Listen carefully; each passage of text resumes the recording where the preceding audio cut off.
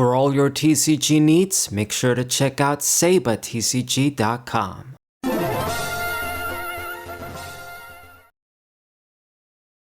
What's good, everybody? It's the Sabo Final 4 TCG match with Leafeon and Jolteon EX together, along with flareon, I suppose. Hopefully for some good action, powered up with terapagos, and then we can kill a few things, hitting for weakness, particularly with Leafeon.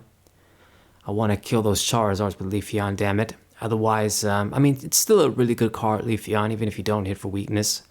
The healing on the bench can come in handy. But I should also point out as well, with this update for Prismatic Evolution, they really glitched the game up. Like, they made that, I guess they made the interface more slicker now, you could say. They changed up a few things, like the crystals and the tickets and stuff. But the point is, the challenges don't work now. Like, every time you play a match, the challenge is just reset, and no matter what you do, you don't get any bonuses like if you completed the challenges. So hopefully they noticed that and fixed that. I don't know if it's just me, but they glitched the game up with this update. But anyway, so open up with the terapagos as we wanted, and I have energies in hand. I got the Jolteon, I got Eevee, switch, got what we need. And my opponent opened up with this Ghastly. So there's about only one Gengar card that anyone would even try and use now, and that's the Gengar EX from Temporal Forces. I played against it, but every time I played against it, I was never recording, and it's too bad because I did get some good matches against it, but I didn't get the chance to show you guys.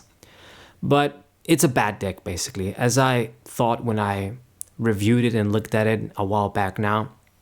I thought it was going to be very difficult to use, and it turned out to be true. It's just too much of a pain in the ass, too many drawbacks. The stuff it does isn't really that impressive, just trying to move your energies here and there so that your opponent can't attack. It's just too much trouble, and it's not worth it. If you get a one-hit KO, your opponent is messed up with energies anyway. They lose the energies. It's not really worth it. It's not easy to pull off. Yeah, what else? And it's a stage 2.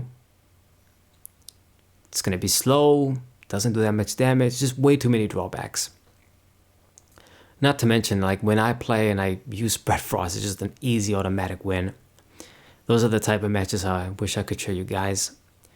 Anyway, so we're gonna put the energies with terapagos here, and I'm going to put a grass, a fire, and a water because I'm going to favor Leafeon in this matchup. If he's using this guy, Darkness Pokemon, I'll be able to hit him for weakness, at least I think. I mean,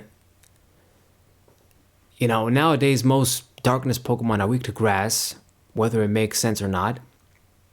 I guess it's because it's bug, so bug type, it's super effective against, you know, darkness. But I really wish the typing worked like back in the Diamond and Pearl days.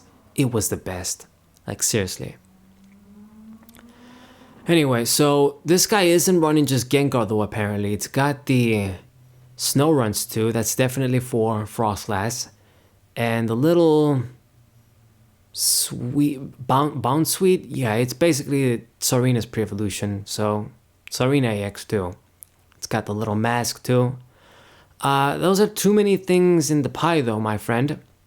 You're running a double stage 2 line and a stage 1 line. Are you ever going to be able to get your guys out?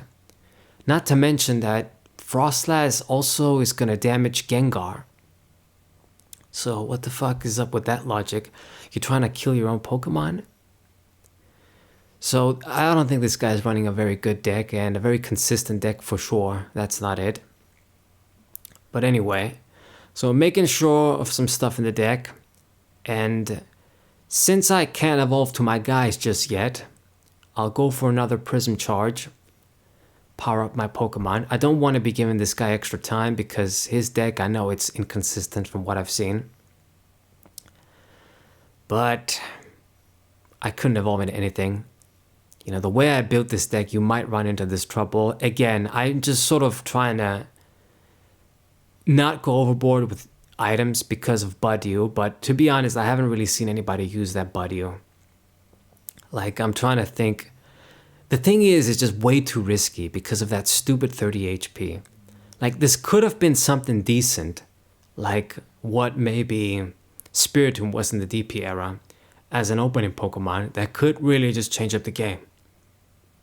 But because it has 30 HP, and, you know, just a random Pokemon that can hit you for 130, like even 1 for 20, you're just gonna get killed in 1 or 2 turns anyway, so...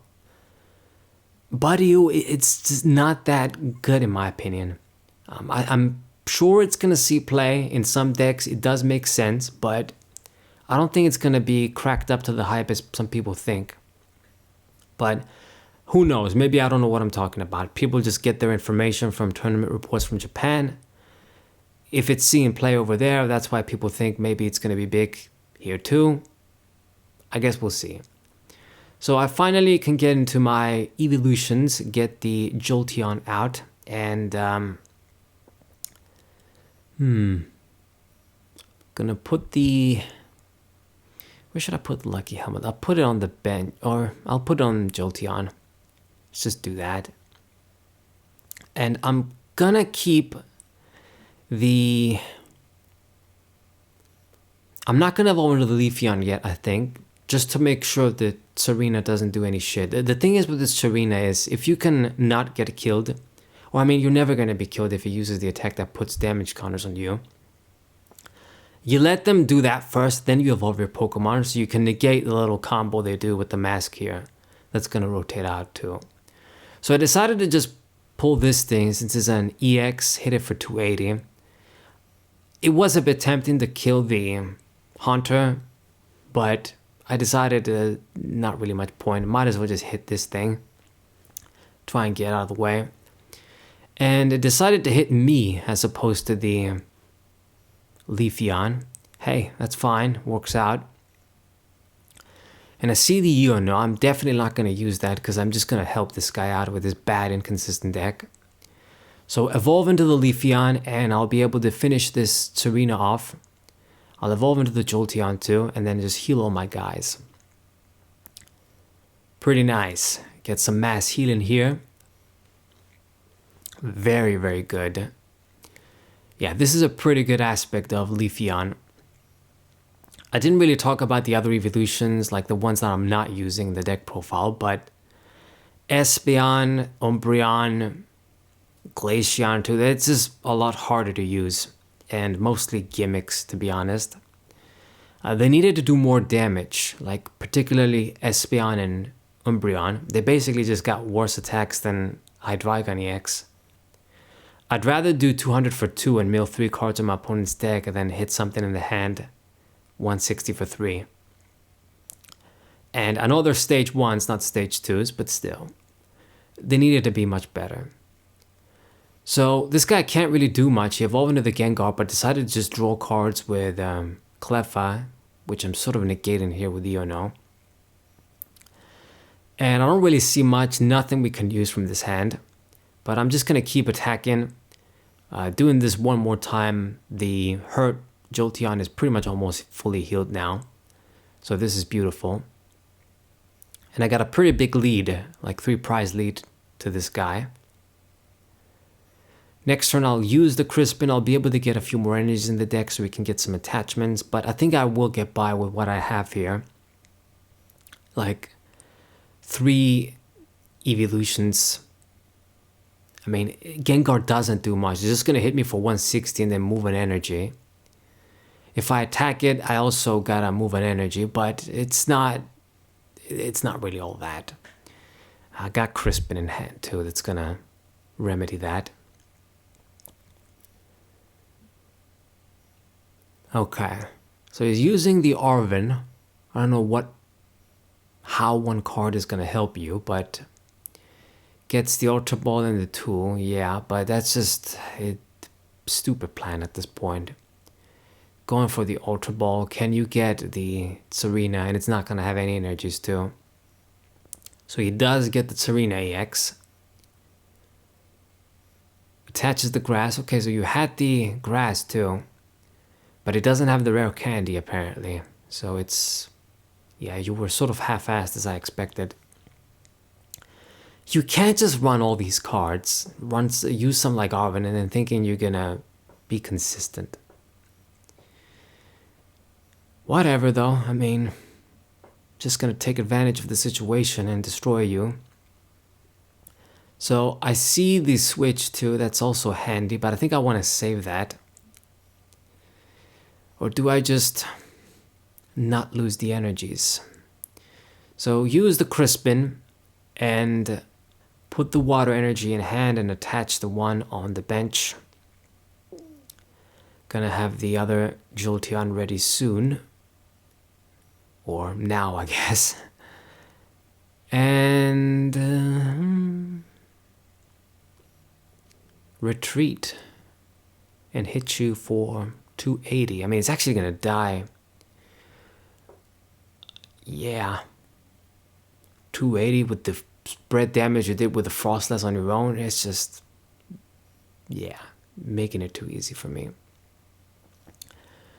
Now, in the end, this Gengar wasn't weak to grass. I guess I needed to mention that too. It's weak to fighting, which I suppose it's supposed to be the like ground weakness that Gengar has. Like after Sun and Moon, I remember they changed his levitate ability to something else that I forgot. I think it was, I don't remember, but they changed his ability and you can hit him with Earthquake now, which I think it's stupid.